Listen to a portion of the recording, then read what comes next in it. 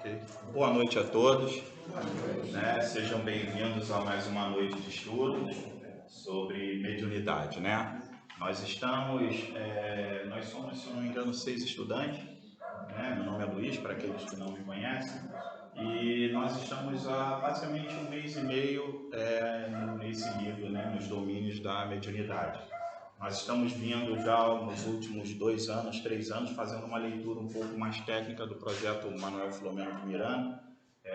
Importante, que traz toda uma explicação técnica sobre energia, manuseio de energia, sobre moral dos médios, de como se postar, como se colocar. E aí a gente vem através desse livro, né, que nos traz uma visão, a visão da espiritualidade, né, de como trazendo também um pouco da nossa curiosidade, né, de alguns, de como é o trabalho mediúnico, como é a reunião mediúnica, como é o segundo horário, o que acontece, como funciona, né, como os médiuns vêm, e através desse livro nós vamos matar um pouco dessa curiosidade. E nós estamos no capítulo 2, hoje eu estou finalizando esse capítulo 2, né, e ele nos fala sobre o psicoscópio. Eu peguei até, se eu não me engano, foi essa imagem da Elvira na semana passada, né? É o equipamento, né, um aparelho que facilita os exames e estudos sem a necessidade apurada de concentração mental, ou seja, o espírito não precisa se concentrar, aguçar para ele ver o que cada um é realmente, né? Na realidade, a gente consegue dizer para os encarnados o que nós somos, né? Então, poxa, o Luiz é dócil, fala mansa, gente boa, tranquilo, mas quem é o verdadeiro Luiz? A espiritualidade consegue ver quem é o verdadeiro Luiz. Mentalmente, através de concentração, mas para aqueles irmãos que ainda estão, existe o psicoscópio. E aí ele destina-se à ocultação da alma com o poder de definir as vibrações. Podemos analisar a psicoscopia de uma pessoa ou uma equipe. Funciona à base de eletricidade e magnetismo, utilizando elementos radiantes análogos aos raios gama. Na aula passada, se eu não me engano, acho que a Elvira, no estudo passado, né, passou sobre isso. É possível detectar-se as possibilidades de trabalho, a moralidade, o sentimento, a educação, o caráter, e assim planejarmos o trabalho que podem realizar. Ok. E aí vamos recapitular um pouco essas 6 semanas, né? André Luiz, junto com Hilário, né, foram convidados a um estudo no Ministério das Comunicações sobre mediunidade. E lá estando, né, se apresentou para nós a presença de irmãos encarnados também nessa reunião, na espiritualidade.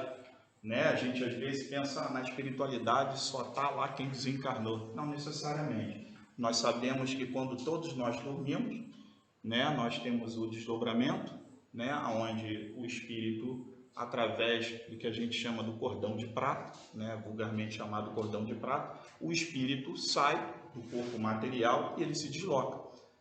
Dependendo da moral, né, da elevação espiritual, o espírito sim é levado à espiritualidade, a bons locais, ou pelo livre-arbítrio ele procura o local que melhor lhe convém.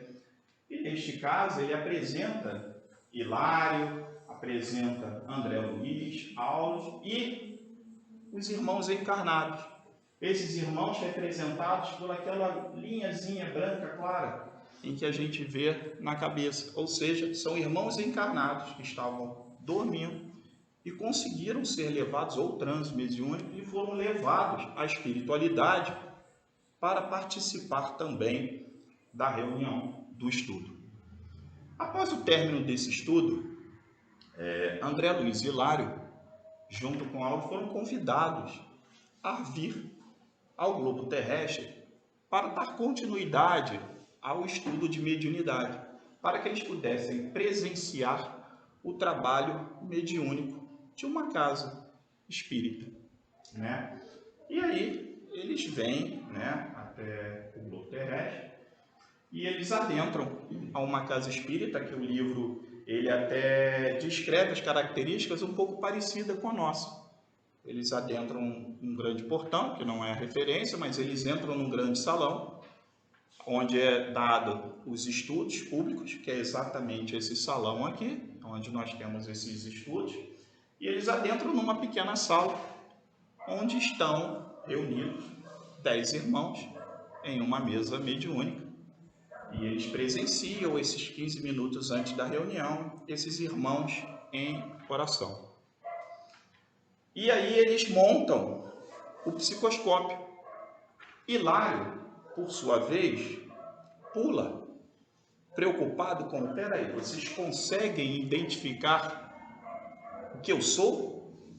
Vocês conseguem ver através desse equipamento o que o irmão é?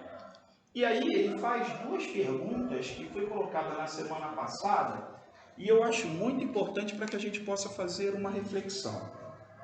O Hilário indagou: e na hipótese de se surgirem elementos arraigados do mal numa formação de cooperadores do bem, de posse da ficha psicoscópica, os instrutores espirituais providenciar-lhes a expulsão? Ou seja, todos os irmãos estão reunidos na mesa mediúnica e nós colocamos o equipamento. E nós identificamos que esse irmão não vibra positivamente. Na realidade, ele prega ser uma coisa e é completamente outra. Nós vamos expulsar esse irmão da mesa mediúnica? Vamos permitir que a reunião continue, que ele continue enganando a todos? Não será preciso. Se a maioria permanece empenhada na extensão do bem, a minoria, encarcerada no mal, distancia-se do conjunto pouco a pouco, por ausência de afinidade. Então, é exatamente como o nosso cotidiano. Todos nós, no nosso ambiente de trabalho, ou em família, ou em social, nós sempre temos em alguma situação um irmão que chega no ambiente de trabalho mostrando que é, que sabe, que faz, aquele verdadeiro garganta. E com o tempo você vai dando linha na corda, com o tempo ele abaixa e sai do circuito e vai embora. Assim é como em qualquer relação social, na casa espírita ou em qualquer ambiente religioso. As pessoas chegam, tomam posse, acham que são capazes, e são, e aos pouquinhos vai identificando, vai perdendo o gás e acaba se afastando.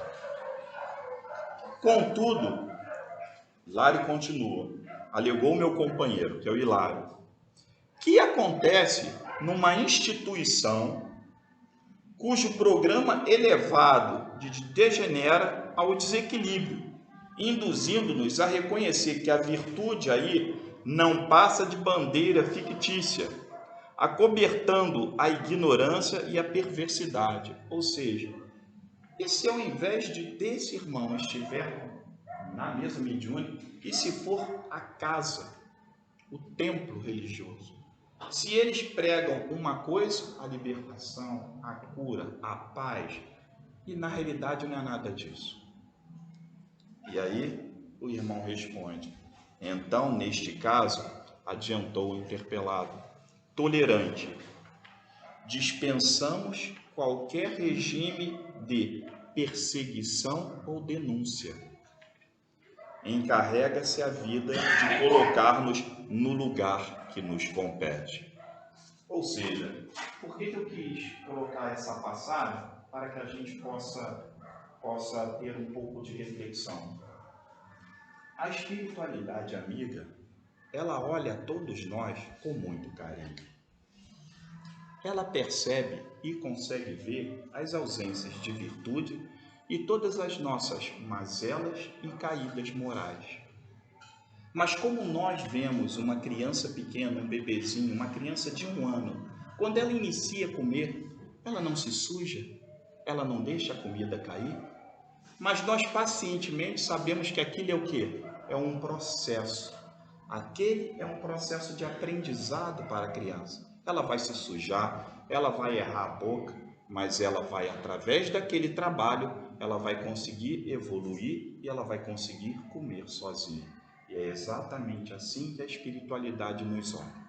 Os nossos erros de hoje, as nossas falhas morais, são olhadas com muito carinho, porque depende de cada um de nós.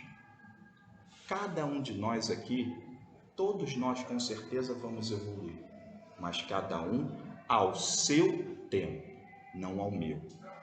Eu tenho o meu tempo para vencer o orgulho, a vaidade. Você tem o seu tempo. Para alguns, 1, 2, 3 encarnações. Para outros, 8, 10. Mas o fim é igual para todos. Todos nós estamos aqui e fomos criados para brilhar. Então eles sabem disso. Então eles não vão expulsar um irmão porque ele traz com ele a corrupção do orgulho, da arrogância, da vaidade. Ele só vai aprender ou através das provas, das expiações ou da dor, mas aprender ele vai. Aquele outro já aprendeu. Então todos nós estamos em aprendizado. Então eu acho muito legal colocar isso para reflexão, porque não somos perfeitos, mas somos perfectíveis. E todos nós estamos neste momento, no trabalho, no dia a dia. Ninguém aprende no barzinho, ninguém aprende no churrasquinho. Nós aprendemos e geralmente procuramos um templo religioso ou a religião quando passamos por um momento difícil, quando temos um ente querido sofrendo ou quando a dor se abate sobre nós. Então, é isso que a religião nos coloca. Deus está sempre presente e nós estamos sempre caminhando, assim como a Rosana falou. Nós não voltamos, a não ser que seja por uma missão missionária, que não é o nosso caso. Não temos evolução ainda nenhuma para chegar lá e falar assim, não, eu vou lá que eu vou... Não. Chico Xavier teve essa missão, mas nós ainda não temos, ainda. Mas um dia nós vamos estar num patamar lá em cima e vamos olhar e vamos ver que um filho que foi nosso ainda se encontra lá atrás. Um esposo ou uma esposa, uma mãe, um pai, aquele que durante uma encarnação tivemos um carinho ainda se encontra um pouquinho atrás. Aí nós vamos pedir, será que eu consigo encarnar junto para poder auxiliar? Então, a partir de agora nós vamos iniciar o estudo de hoje. Então eles adentraram o local aonde estava iniciando, eles estavam em orações para iniciar o trabalho. A assembleia permaneciam os mentores espirituais, cada qual irradiando a luz que lhe era própria. A imagem está um pouco embaçada, mas se vocês olharem, por trás de cada médium há um irmão, que nós chamamos de espírito protetor, anjo da guarda, mentor espiritual, enfim. Atrás de cada um tem um irmãozinho, tem os irmãos sentados ali na cadeira, que é o que a gente chama de médio de apoio, né?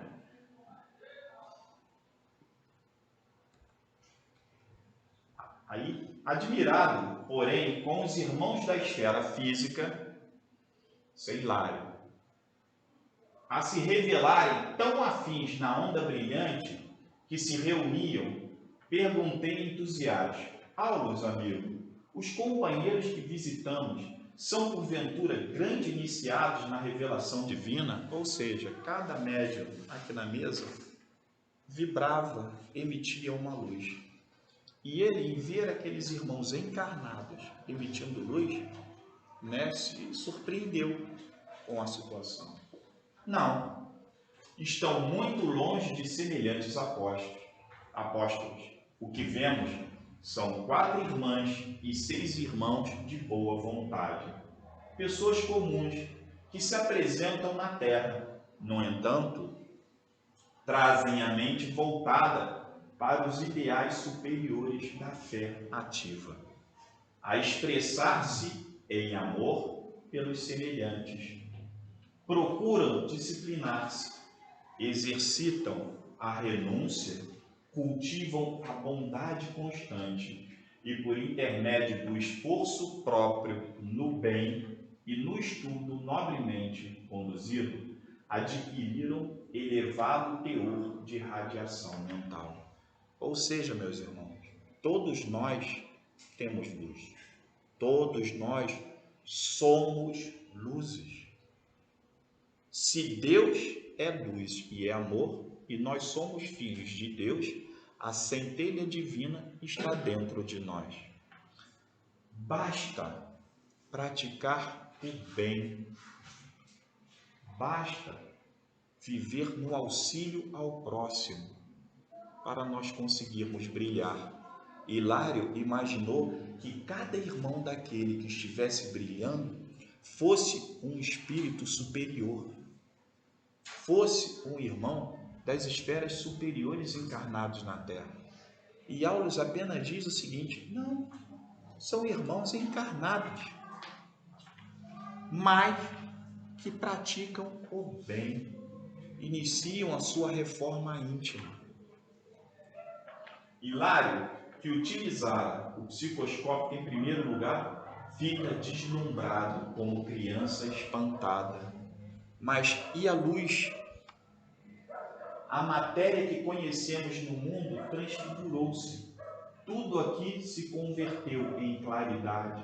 O espetáculo é magnífico. Aquela pequena sala brilhava.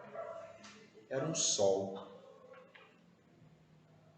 Como eu consigo perceber isso? Como eu vejo isso aos encarnados? Como eles conseguem emitir esse brilho? Aulus comenta: nada de estranheza. Não se sabe que um homem encarnado é um gerador de força eletromagnética com uma oscilação por segundo registrada pelo coração? Ignora, porventura, que todas as substâncias vivas da Terra emitem energias enquadradas nos domínios das radiações ultravioletas? Possuímos neles almas regularmente evoluídas, em apreciável condições vibratórias, pela sincera devoção ao bem. Com o esquecimento dos seus próprios desejos, podem, desse modo, projetar raios mentais em vias de sublimação, assimilando correntes superiores e enriquecendo os raios vitais em que dínamos comuns. Raios vitais? Argumenta Hilário. Sim, para melhor definição, chamemos de raios ectoplásmicos esses raios. Nos estudos do Manuel Filomeno de Miranda, nós falamos sobre raios, sobre o ectoplasma. Todos nós doamos, todos nós liberamos.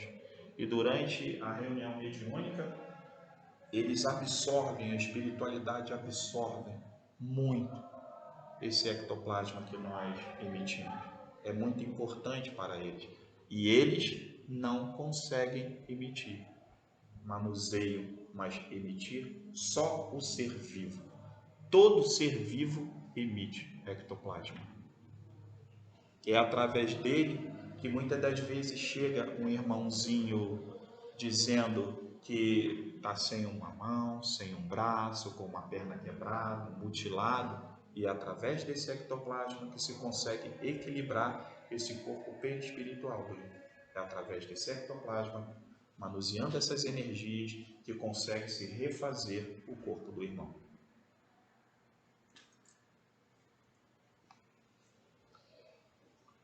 É na base deles que se efetuam todos os processos de materialização mediúnica. Porquanto os sensitivos encarnados que os favorecem libertam essas energias com mais facilidade. Todas criaturas guardam consigo, emitindo-as em frequência que varia em cada uma de conformidade com as tarefas que o plano de vida lhes assimila. Otimista acrescentou: o estudo da mediunidade repousa nos alicerces da mente com o seu prodigioso campo de radiações. A ciência dos raios imprimirá em breve grande renovação aos setores culturais do mundo. Ou seja, um dia, a nossa ciência vai conseguir manusear, trabalhar, transformar essa energia. E quando isso acontecer, o nosso atendimento médico espiritual será algo sublime.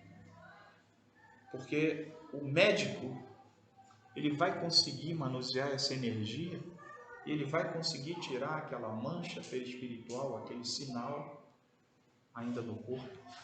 Porque a doença aparece no corpo material, mas no corpo perispiritual, ela algumas vezes está enraizada, na grande maioria das vezes. Nós já trazemos isso. Então, manuseando isso, a cura, mais fácil, o manuseio do equipamento perispiritual, para que a gente possa depois tratar o material.